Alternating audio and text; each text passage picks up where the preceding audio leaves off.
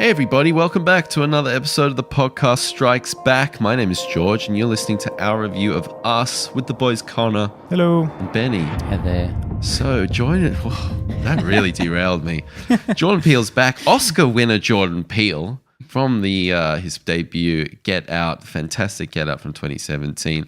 We on the podcast have been really excited for Us. There's been a lot of really ambiguous trailers, very compelling, very intriguing.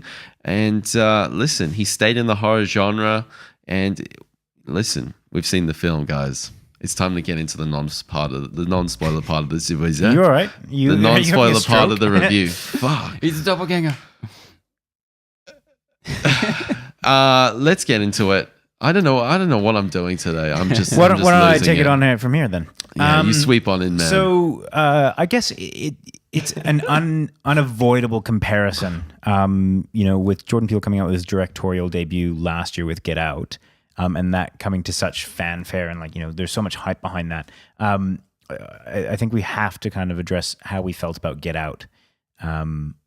What we thought of coming out of that and what we thought of coming into Us on the back of Get Out. Ben, I don't know if you want to give us a little bit of insight. I don't, but I'm a trooper, so I will. It's very kind of you. I mentioned in our weekly show, because I rewatched Get Out this week after watching Us, that the sheer amount of hype surrounding Get Out when it first came out and the amount of time we had to wait to get it in Australia did not do any favors to my first viewing of that film in the cinema. I definitely liked it. I was not blown away by it after 1,000 reviews of people saying how blown away they were by it. Rewatching it this week, I could see what everyone was talking about. Essentially, in that frame of mind, I'm like, yeah, this is fantastic. This is so solid. So I was in a really good position for Us, being that I was really able to kind of moderate my viewing of Get Out. And coming into this, I was even a little skeptical because it's the tale as old as time. Someone has this amazing breakout feature and then they stumble on the second one. So I wasn't going into Us expecting the movie that everyone initially saw with Get Out that I didn't feel I saw. Yeah, I was just so impressed with Get Out in 2017. I've only seen it one time. Saw it one time at the cinema, and then I've watched it recently, and it holds up incredibly well. It's fantastic on that second viewing because you notice little hints and how it all loops together with some of the concepts and themes and character development he has across the board. So I just was so impressed with Jordan Peele and the imagery in the trailer and just the sheer sort of, it just looked like he was really going for something quite out there and quite different in this. And that really, really made me incredibly anticipated for this one. What about you, Connor? So I've only seen Get Out once, but I was really, I don't know if I said I was floored by it, but I was really, really impressed. I thought it was a really, really solid example of filmmaking.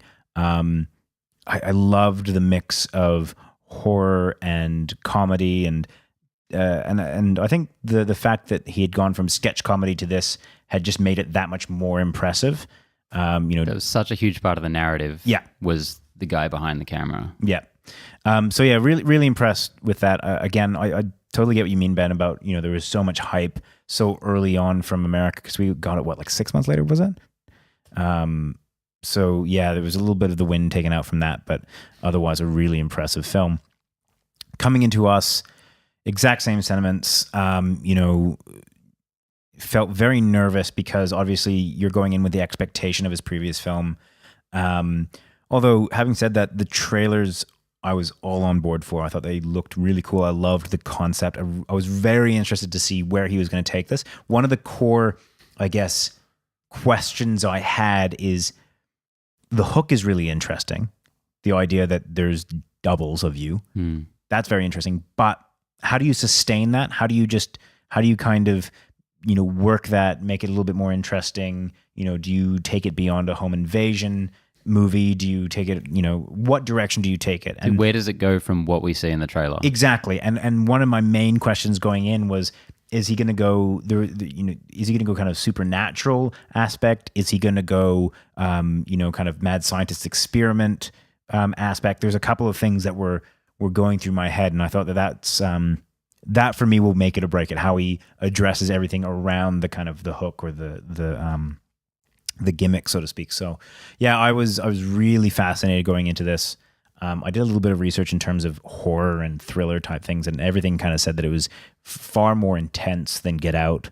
So I was kind of buckling myself in for a pretty gnarly ride going in. All right, so let's get into the non-spoiler part of the review. Yeah. Can I just start by saying something? You launch into it, man. That I absolutely loved about this film was the soundtrack. I thought that was spectacularly done, and I can't for the life of me remember, where Get Out sat in the whole, how good the soundtrack was or the music or whatever. I think it was the introduction for a lot of people to Childish Gambino's "Awaken My Love." Oh, really? One of the opening scenes has what's the main song of that album? The kind of the big one, the big hit, Redbone. Redbone. Yeah, Redbone. Yeah. Sorry, it's kind of off into my. But the other than the licensed music, it's got a more of an old school horror. It's got a throwback kind of soundtrack to it, whilst Us feels a lot more modern. Yeah, well, Us does so many different things. Eclectic. It's almost like a Bjork record. It's got some. It was wild. Some really, really interesting stuff, and actually using licensed songs and beats and creating new themes that are still ticking over in my head. Well, there's one particular theme that I believe is an original theme written for this. It's kind of the main one that goes throughout the film. That is still in my head, particularly the way that they rework it in the different variations and how they use different instruments and different orchestral patterns to kind of give it a different feel in different situations.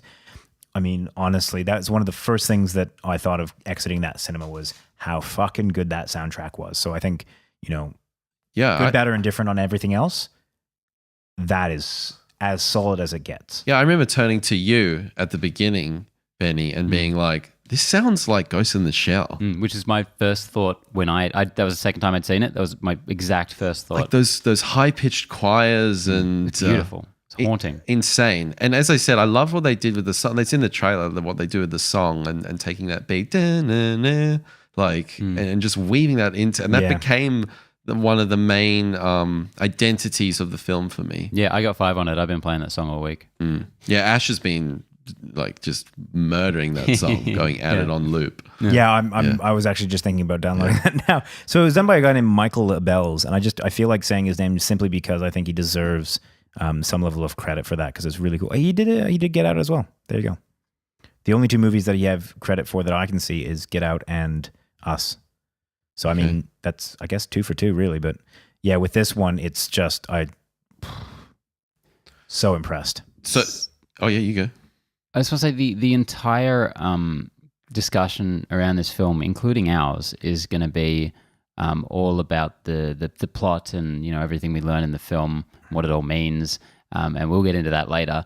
I just don't want to shoot over how strong Jordan Peele's direction is in this film, because however you land on this film, whatever you think about this film, I think this is one of the most assured filmmakers out there, and this is his second movie. That's amazing. I think he really has leveled up since Get Out. I think technically, like, his cinematography is on point. The sequencing and the editing is on point. You're in the character's shoes. Film, yes, top of the game type shit. Yes, like the technical side of things, and actually, crafting a scene and involving the audience and feeling a sense of a dread and suspense, and fully being immersed in the story that's being told.